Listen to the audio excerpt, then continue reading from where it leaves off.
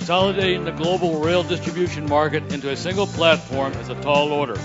Here to describe a complete rail solution for travel distributors is Adam Gowell from Silverrail Technologies.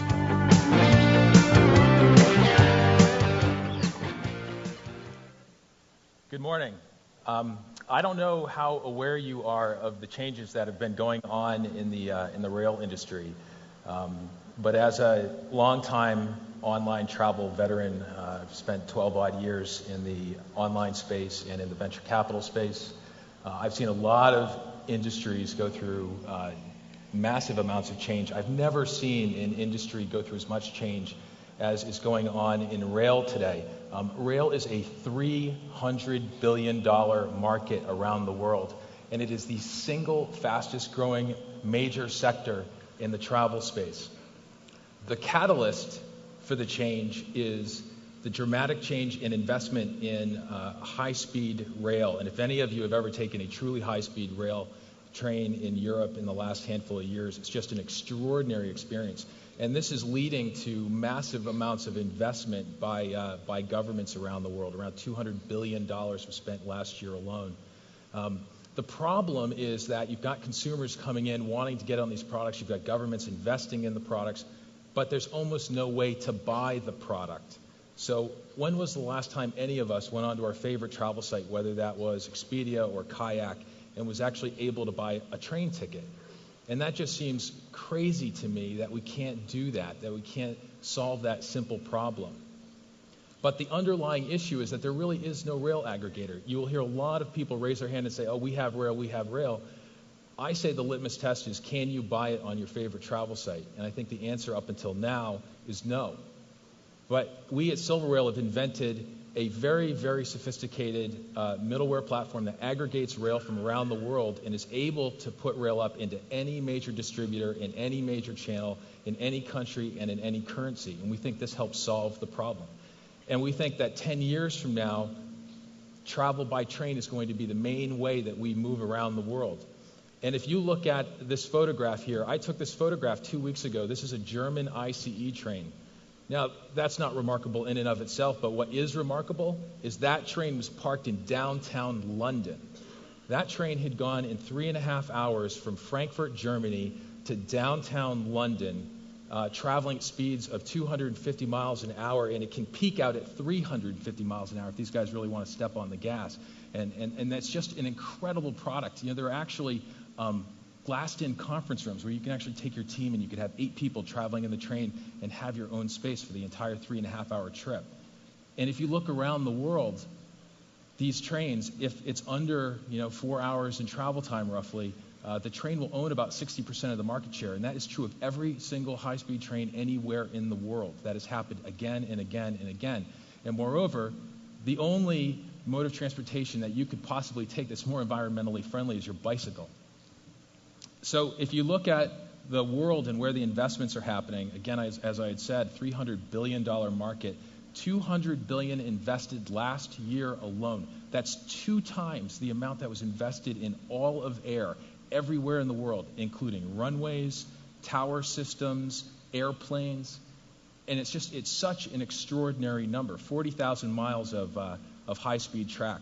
Now, I'd love to tell you that the U.S. is going to figure this out. We have we're talking about spending $18 billion on investment in rail. If you compare that to somebody like the Chinese spent $88 billion last year alone. They've made a commitment of $300 billion, and they popped in the world's longest high-speed rail line last year that could get from Beijing to Shanghai in about 4 hours. The place where we're most focused at the moment is on Europe. I find this to be the most fascinating market out there, in large part because in January of this year it deregulated. So it looks like an air market. Trains can now travel all the way from Germany into downtown London, and that's why we're seeing this German ICE train there. But the question is, if you have the German ICE train flying in there and you start to look at market share shift, for distributors, this is the major problem that is coming at you if you're an air distributor. London to Paris 10 years ago was the single most traveled air route in the world. Today, that train has 80% market share.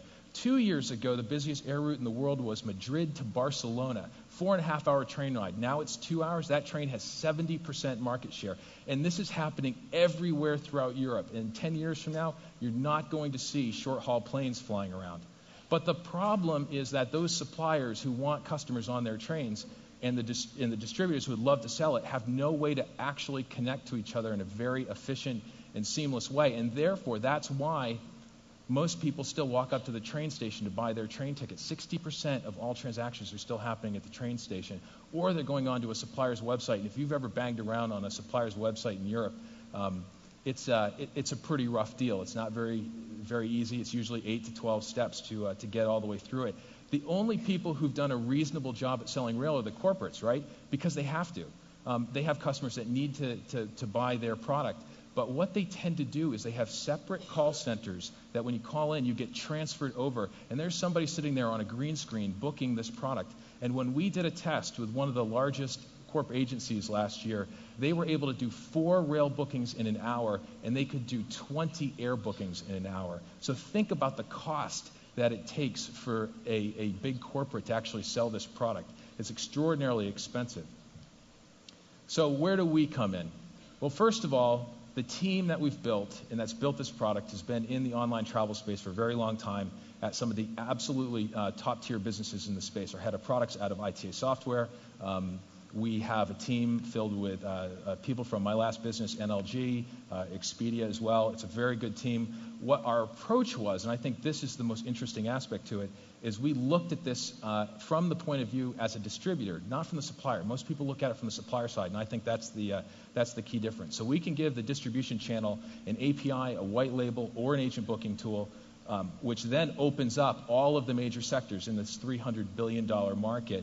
And already in the last 12 months, we've knocked down over a dozen deals with the largest sellers in this space. Everything from the corporate side, 2 of the largest OTAs are launching on our platform soon, technology companies, and even suppliers, which is quite interesting because we have suppliers in foreign countries. Bene is the Belgian supplier who want access to other regional content because they want to give their customers a one-stop shop.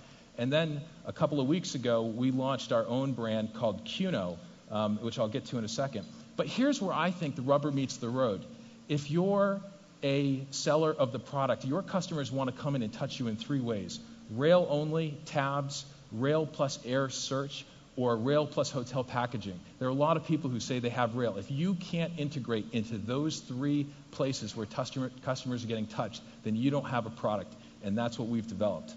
So 2 weeks ago, we launched our own consumer direct brand called Cuno. This just sits up on top of our white label site. We actually treat Cuno a bit like a customer. It's a place where we do the best of our testing for our partners. You see on the bottom, there's this sort of schematic running across. It looks like a Gantt chart. That's the rail industry's first timetable tool, so you can visually see what's going on. If you're looking, it looks very much like an air path, right? It's very similar, very familiar. And it wouldn't matter if you were searching for UK rail, US rail, or German rail in this system. It would all look exactly the same way. And it would be designed to work in every country in any language around the world. So in closing, again, it's a $300 billion market. There's massive amounts of investment that are happening in this space. And it's a major challenge for the distributors and the suppliers to actually connect in a seamless way. Our platform enables that to happen. 10 years from now, we expect that you will see every major distribution channel selling rail in a real front and center kind of way, packaging systems, air plus hotel search. And we think that it's just an extraordinary opportunity, and we're here to help everyone tap into this great space. So thank you.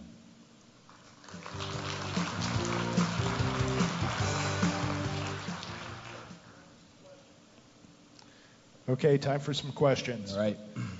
So we've seen with some mobile applications that hotel seems to be very popular for people to buy hotel. It certainly seems logical that rail would be ideal for mobile. Can you talk a little bit about your mobile strategy and how you see that really playing? Yes, actually, it's a great question.